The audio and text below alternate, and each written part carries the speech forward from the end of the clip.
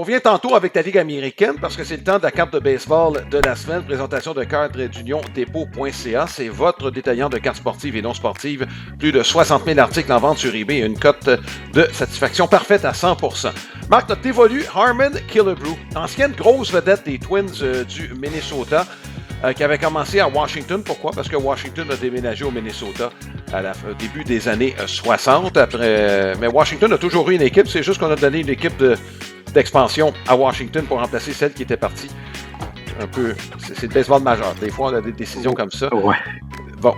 Harman Killebrew, Marc, je ne sais pas si tu as déjà vu des images de lui. Il n'était pas très grand, mais il avait des épaules larges qui ne passaient pas dans la porte.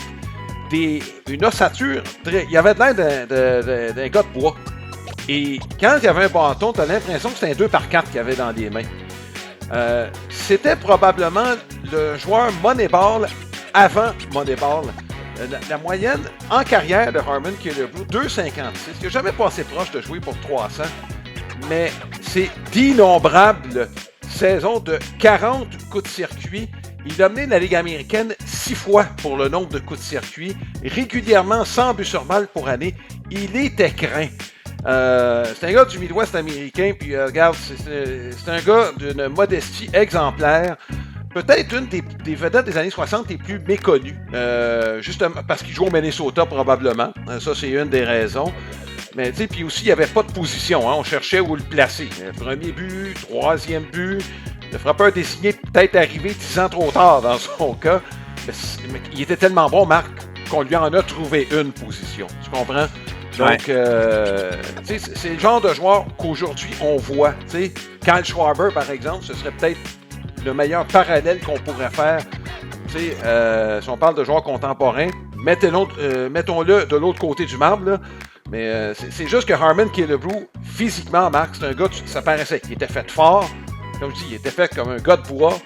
Le terme en anglais, c'est lumberjack. Là. C'était vraiment ça. Ben, écoute, Alain, on parle de 5 et 11, 210 livres. Ça, c'est ce que sa carte de baseball mentionne. Donc, c'est ça. Ça te donne une bonne idée. Tu sais qu'il est né en Ontario, hein?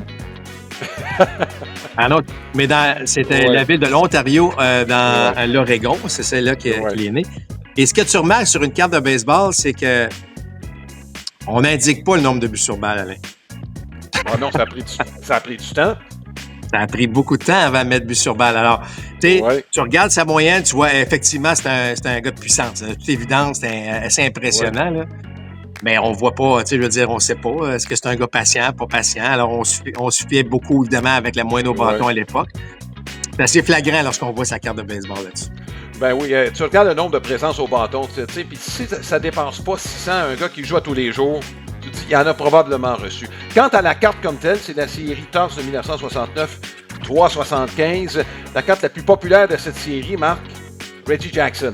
Reggie Jackson, c'est sa première saison où il a atteint le statut de super vedette. Et 69, Marc, c'est aussi la première année où on retrouve des joueurs des Expos de Montréal.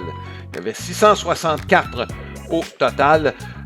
Évidemment, les autres équipes d'expansion étaient incluses dans ces cartes-là. Il y en a plus de 600 au total. Quant à Harman Killebrew, il a été admis au Temple de la renommée du baseball. Par contre, pas à la première année. Et Marc, pourquoi? Sa moyenne au bâton, Marc, c'était encore un des critères. C'était en bas de 260, donc pour certains, puis c'est un gars en défense qui ne s'illustrait pas, mais pour certains, les coups de circuit et les buts sur balle n'étaient pas tout à fait évalués comme c'est le cas aujourd'hui.